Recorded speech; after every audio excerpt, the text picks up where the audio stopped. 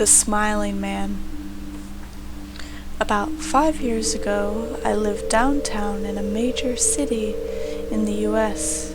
I've always been a night person, so I would often find myself bored after my roommate, who was decidedly not a night person, went to sleep. To pass the time, I used to go for long walks and spend the time thinking. I spent 4 years like that, walking alone at night, and never once had I a reason to feel afraid. I always used to joke with my roommate that even the drug dealers in the city were polite, but all that changed in just a few minutes of one evening. It was a Wednesday, somewhere between 1 and 2 in the morning, and I was walking near a police-patrolled park, quite a ways from my apartment. It was a quiet night, even for a weeknight, with very little traffic and almost no one on foot. The park, as it was most nights, was completely empty. I turned down a short side street in order to loop back to my apartment when I first noticed him. At the far end of the street, on my side, there was a silhouette of a man dancing. It was a strange dance, similar to a waltz, but he finished each box with an odd forward stride. I guess you could say he was dance-walking, headed straight for me. Deciding he was probably drunk, I stepped as close as I could to the road to give him the majority of the sidewalk to pass me by. The closer he got, the more I realized how gracefully he was moving. He was very tall and lanky and wearing an old suit. He danced closer still until I could make out his face. His eyes were open wide and wild, head tilted back slightly, looking off at the sky. His mouth was formed in a painfully wide cartoon of a smile. Between the eyes and the smile, I decided to cross the street before he danced any closer. I took my eyes off of him to cross the empty street. As I reached the other side, I glanced back, and then stopped, dead in my tracks. He had stopped dancing and was standing with one foot in the street, perfectly parallel to me. He was facing me, but still looking skyward, smile still wide on his lips. I was completely and utterly unnerved by this. I started walking again, but kept my eyes on the man. He didn't move. Once I had put about half a block between us, I turned away from him for a moment to watch the sidewalk in front of me. The street and sidewalk ahead of me were completely empty. Still unnerved, I looked back where he had been standing to find him gone.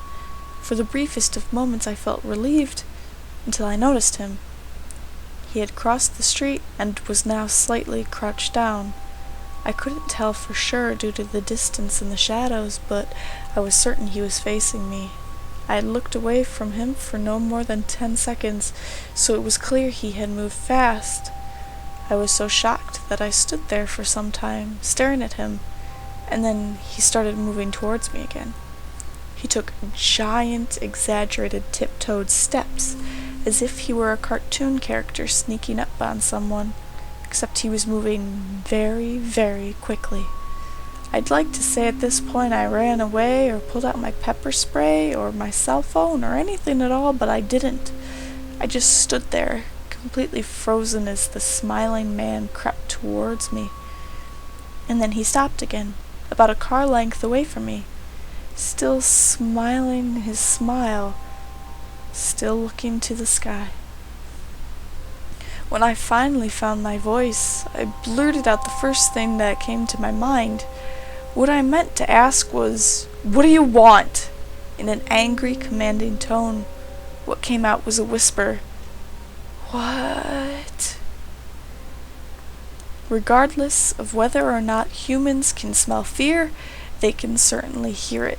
I heard it in my own voice, and that only made me more afraid.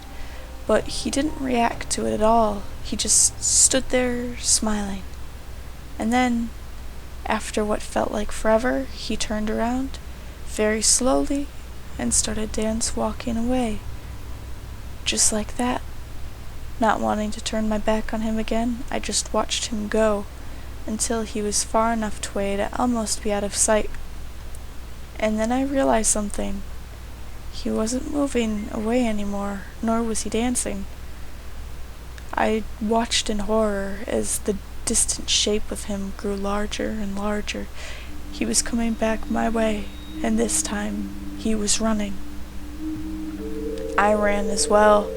I ran until I was off the side of the road and back onto a better lit road with sparse traffic. Looking behind me then, he was nowhere to be found. The rest of the way home, I kept glancing over my shoulder, always expecting to see his stupid smile, but he was never there. I lived in that city for 6 months after that night, and I never went out for another walk. There was something about his face that always haunted me. He didn't look drunk. He didn't look high. He looked completely and utterly insane.